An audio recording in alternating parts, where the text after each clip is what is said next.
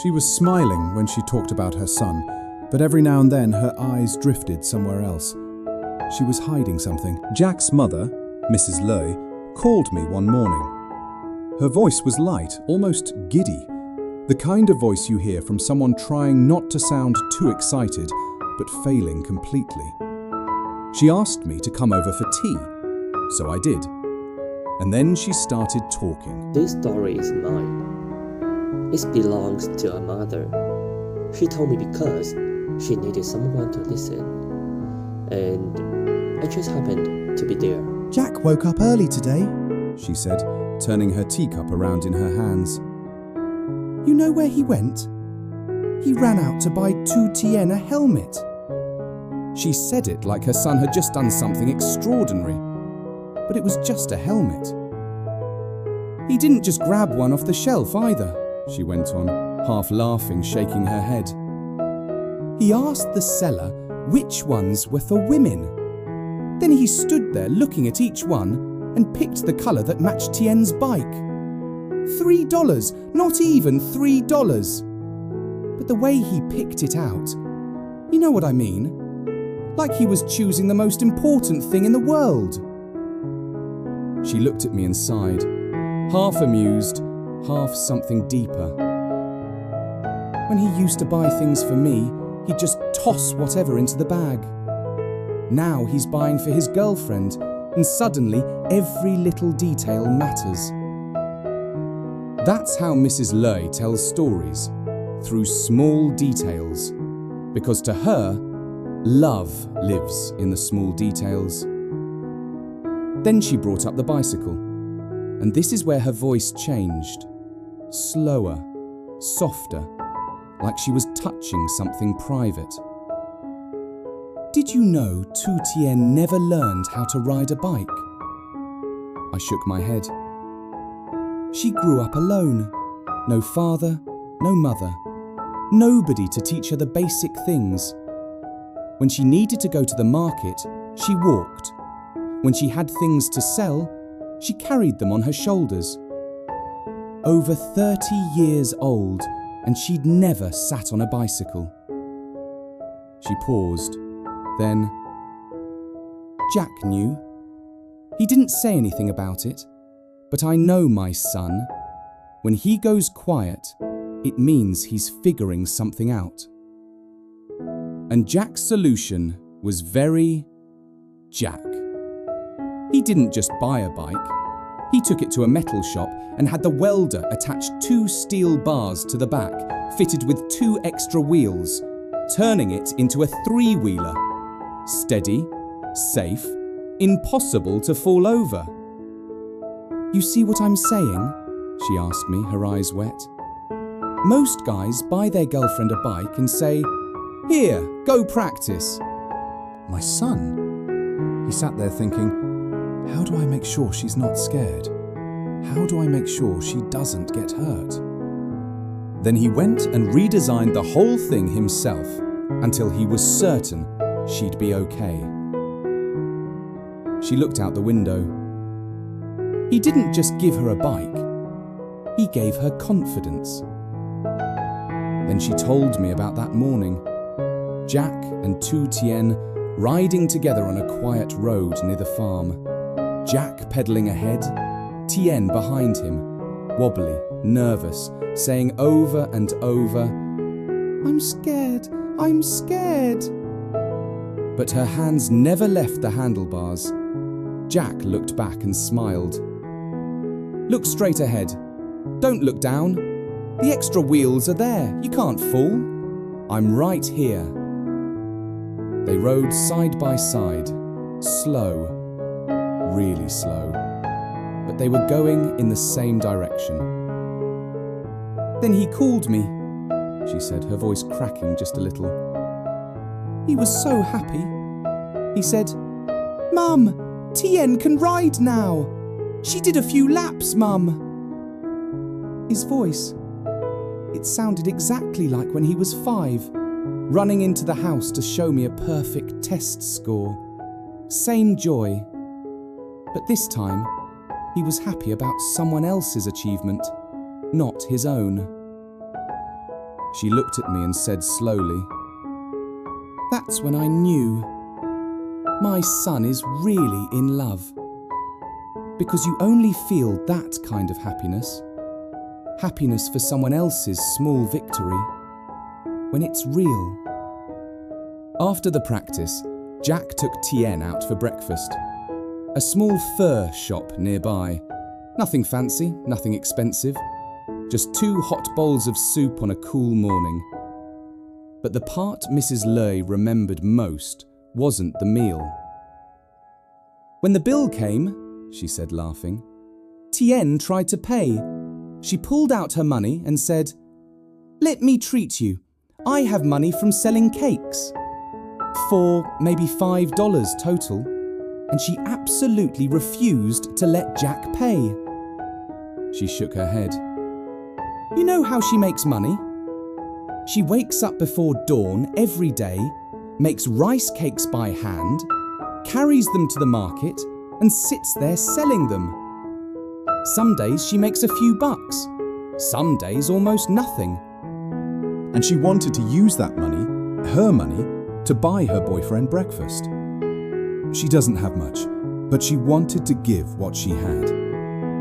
Then, quieter, people talk about expensive gifts, diamond rings, fancy trips. But me, as a mother, I see love somewhere else. I see it in $4 worth of soup that a poor girl insisted on paying for because she wanted the man she loves to know that she gives back. That afternoon, while Jack went to work, Tu Tien walked out to the fields, picked pumpkins, and brought them to the market to sell. Mrs. Ly knew because Jack told her later. "Less than 50 cents a kilo," she said, holding up her hand as if weighing something. She sat in that market, under the sun, sweating, selling one pumpkin at a time. An old lady sitting next to her helped peel some vegetables, and they chatted like they'd known each other for years. Customers came. Tien smiled at every single one, thanked every single one. She stared into her tea. Her boyfriend runs a company. She could stay home and do nothing, but she chose to sit in a market and sell pumpkins because she doesn't want to depend on anyone. She wants to stand on her own 2 feet. Then she said something I don't think I'll forget. "My son signs contracts worth hundreds of thousands of dollars, and he always looks stressed. Tien makes a few bucks selling pumpkins, and she's smiling all day. Maybe that's why they need each other. She gives him something money can't buy, peace. He gives her something she never had, safety." She picked up her teacup, put it back down. "That 3-wheeled bike, it's not just a bike. It's my son's way of saying, 'I won't let you fall,' without ever opening his mouth." I sat there listening, and I saw a mother who was genuinely happy. Happy because her son had finally found someone who made him slow down, laugh, care about something other than work. But then the conversation turned. Mrs. Ly went quiet. For a long time. A really long time. Her fingers traced the rim of her cold teacup. When she looked up, her eyes were different, no longer bright. Something heavy had settled in, like a cloud drifting across a clear sky. "But, Nam, there's something I haven't told anyone." Her silence lasted long enough for me to hear the clock on the wall. I didn't ask. I just sat there. Because when a mother goes quiet like that, it means she's trying to say something she doesn't even want to admit to herself. "Tien, she's been married before, Nam." She said it so quietly, like if she kept her voice low enough, maybe it wouldn't feel so heavy. I wasn't surprised, not because I saw it coming, but because I understood. Mrs. Ly is not a narrow-minded woman. She loves Tu Tien. I could see it clearly in how she talked about her, in the way her eyes went soft every time she mentioned her name. But some thoughts don't come from logic. They sit deeper. They're built up over a lifetime of hearing the same things, passed down generation after generation, soaked in before you even know it's happening. "It's not that I think she's not good enough," she said quickly, like she was defending herself to herself. "She's better than most people I've ever met. But..." She trailed off. I waited. "I'm worried about how people see it. My son, he's educated, successful, respected. People are going to ask, why her? Why a woman who's been married before? From a poor village, with nothing to her name. I'm not scared for myself. I'm scared they'll look down on Jack." Then she told me about something small, something I think haunts her more than she wants to admit. A friend of hers came by once and casually asked, "Oh, Jack's girlfriend, that girl from the countryside? Didn't she leave her husband?" Just one line. Small talk.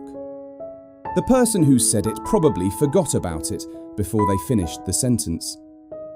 But Mrs. Ly didn't forget. "I wasn't angry at her," she said, "because most people think the same way. I was angry at myself, because somewhere very small, very deep, I'd had that exact same thought." She took a long breath. Then she kept going, slow, careful, like she was pulling apart knots inside her chest one at a time. I asked myself, if Tien had never been married, if everything else was exactly the same kindness, the same honesty, the same way she loves my son, would I be happier? She looked me right in the eyes. "The answer is yes, and I hate myself for it." Her voice shook. "Tien's ex-husband used to beat her. Her former mother-in-law kicked her out because she couldn't have children. She didn't choose for that marriage to fail. She was the one who got hurt. And here I am, a woman, someone who knows what it feels like to suffer, holding a past she never wanted, against her." I stayed quiet. This wasn't a moment for comfort. This was a person confronting herself, and the best thing I could do was stay out of the way. She told me she'd had a lot of nights like this, lying awake. On one side, her brain telling her that the past doesn't define a person. On the other side, gut instinct. The kind that gets built over decades of living in a society that measures a woman's worth by her marriage history. "Then one day," she said, her voice going soft, "I went to the farm early. Nobody knew I was there. I looked through the door and saw Tien sitting on the porch, alone. She was sewing up one of Jack's worn-out shirts. Every stitch slow, careful, precise. When she was done, she held the shirt to her chest and smiled. Just smiled. By herself." She stopped. Her eyes were red.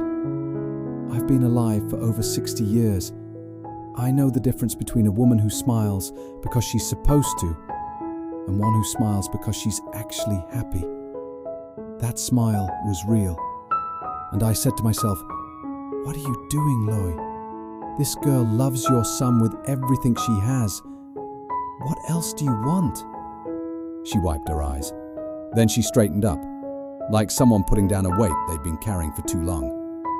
"I watched Tien learning to ride that bike. She fell and got back up, got scared and kept pedaling. I saw something in her that most people don't have, a will to keep going. She's not fragile. She never was.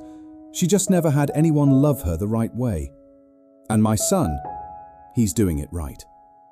She poured more tea. It had gone cold a long time ago. Neither of us cared. When Jack brought that 3-wheeled bike home, I watched Tien smile. So pure, like a kid getting a gift for the first time. That's when I knew. My son picked the right person. And I need to let go of the old thinking so I can be the kind of mother-in-law she deserves. We sat in silence for a while.